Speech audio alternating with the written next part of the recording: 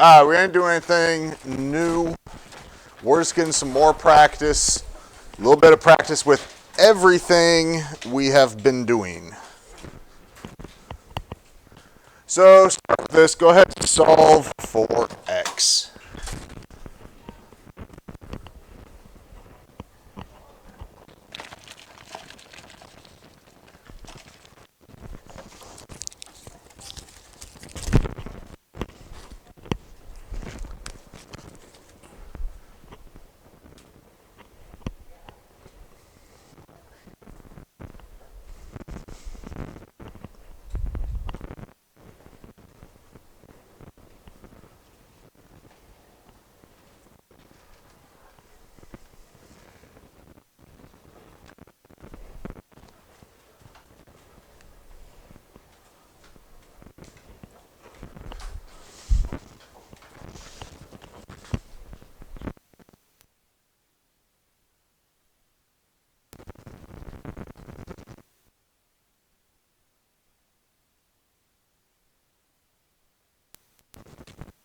Negative 2 is correct. What do we do first? Distribute. So the 2 on the left side gets multiplied by both parts. Pay attention to your signs. It's a -4, so that becomes a -8. On the right side, even more important, make sure you pay attention to your signs. -3 is being distributed, so it's a -3x, and then it becomes a -18.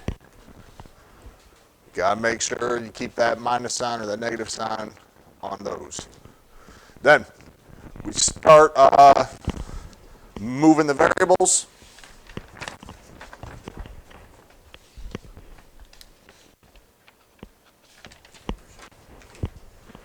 Which one are we gonna move? The negative. Things work out a little bit better. Well, things work out better if the board works too, but things that work out a little bit better with positive coefficients at least if you move the negatives. So we got 5x minus 8 equals -18. Add 8 as we go to solve, doing opposite. So we got 5x equals, signs are different, subtract, use the sign of the bigger number. So that's a -10. So when we divide, that gives us -2. Any questions on that one? Not too bad as long as you kept up with your signs. This one's a little trickier. Just a little more to it. Not necessarily harder.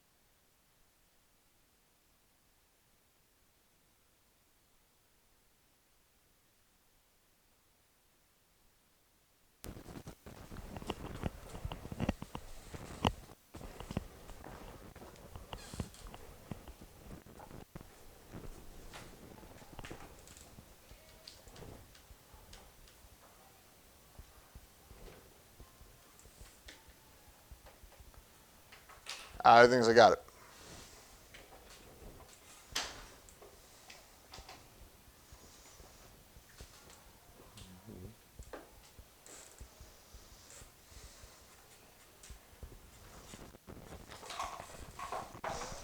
Edwin?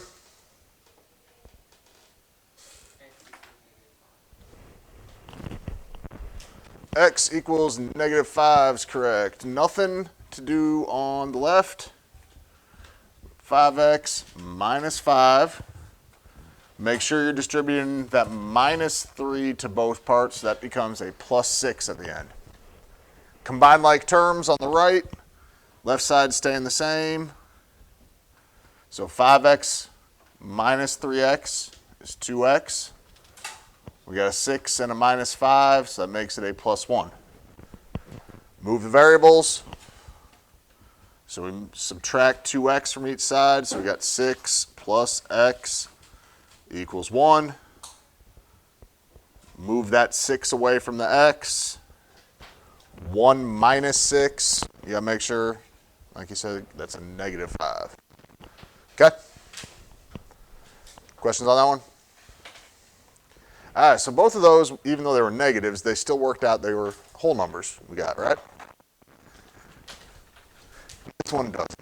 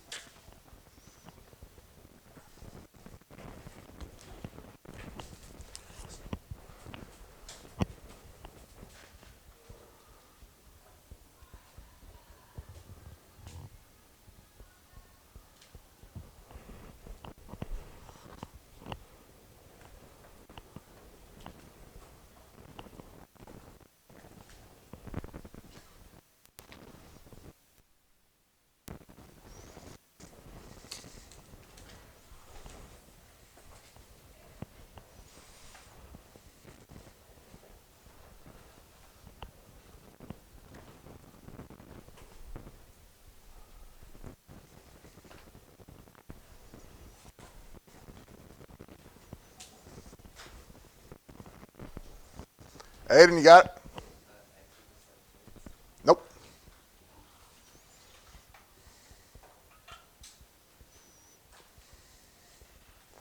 Anyone else?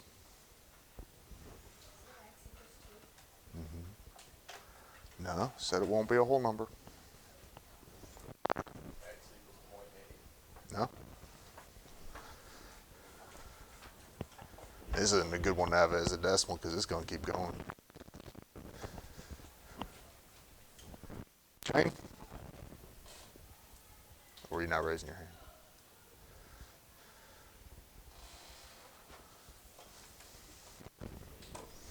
All right, so look, I distributed. So I distributed negative x minus 2, 6x minus 12.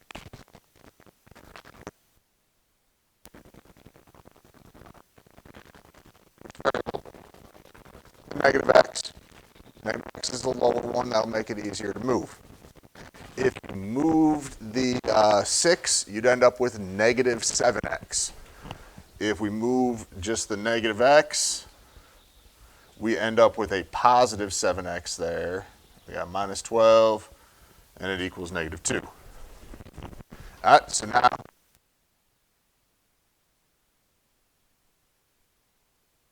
we add 12. Well, now I got a minus 2 and a plus 12.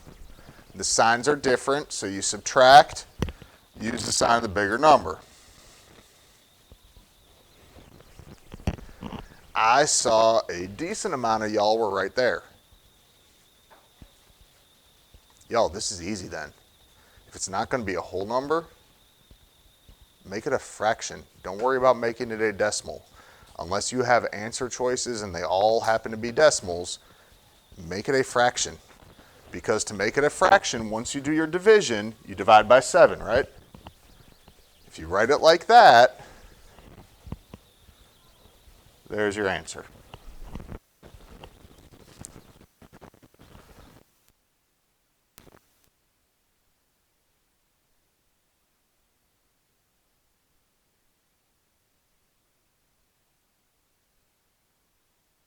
things a lot easier for you, okay? All right, sum of 3 consecutive even integers is 126. What is the value of the lowest number? We did pretty good with these yesterday, so.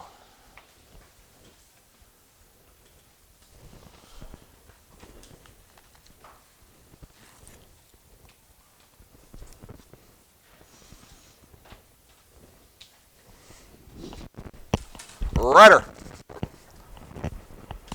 40 is correct. As I said yesterday, you can write out an actual equation for this. The easiest way to do this is to take the sum and divide by how many numbers they're adding up. So we got 3 numbers, we divide by 3. 126 divided by 3 is 42. What you get there is your middle number. It's consecutive even numbers. We're looking for lowest, so that would make 40. Highest one would be 44. Like I said yesterday also, easy to check. Add up those 3 numbers, and you get 126. A taxi costs $15 plus 25 cents per mile. How many miles?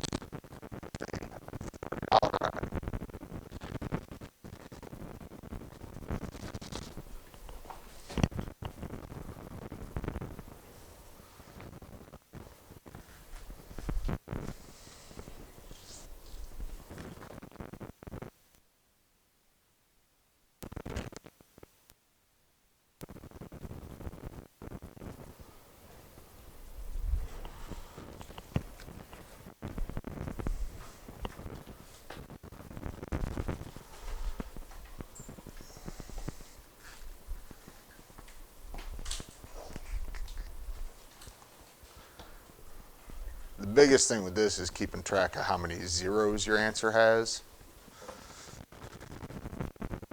Ryder? Nope. Jasmine? 60. All right, so $30 total.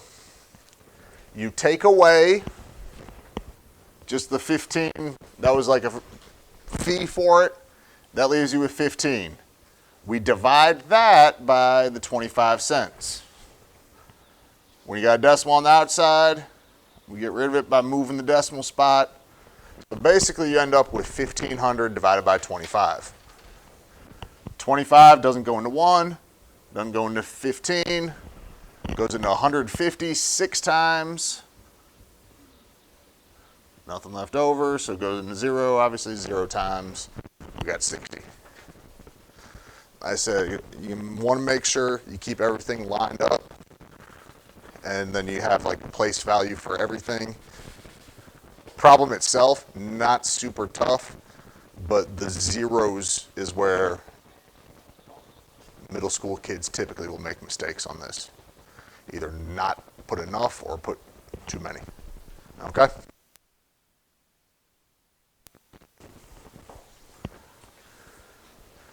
All right, perimeter of a triangle is 7. What is the value of the longest side? Sometimes they give you a picture for like this. Sometimes they don't.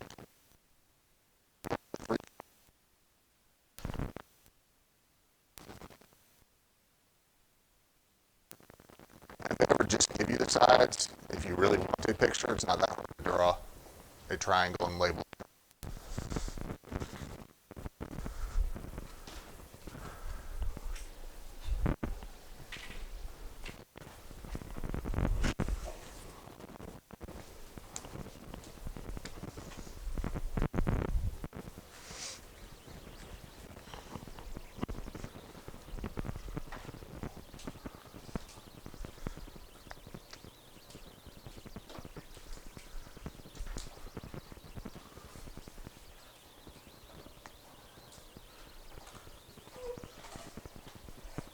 He's got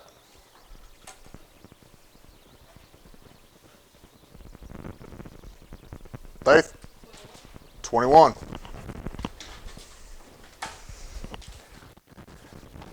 Easiest to show you by making the equation, okay? If I'm solving it myself, I'm probably not even going to make the equation, but I'll show you by making the equation. Perimeter, you add up all the sides. So if we combine everything, combine all our like terms, we got 1, 2, 3 x's.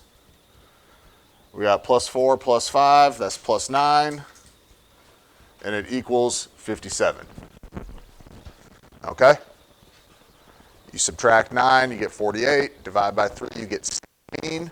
What you have to remember is 16 is what x equals.